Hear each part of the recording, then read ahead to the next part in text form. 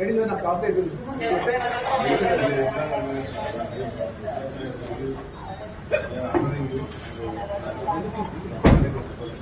Sir మీరు ఏం order చేయండి, మీరు ఏం ఆర్డర్ చేయండి. ఎందుకంటే అర్థం మార్చుకుంటాను బయట ఒక మనిషి పంపించమంటే సార్ నాకు తీసుకెళ్తాం తప్పలేదు, వెహికల్ తప్పలేదు కాదు, దాంట్లో తప్పలేదు. అది బెడ్రూమ్ బయటకు వచ్చి బెడ్రూమ్ నుంచి వెళ్ళిపోతాం స్కూల్ నుంచి చూడాలని చేశాను.